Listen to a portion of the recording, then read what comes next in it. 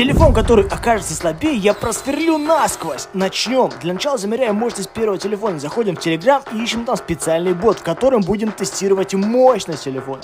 И начинаем измерение. Первый телефон набирает там 6000 зайцев. Далее тестируем мощность второго телефона.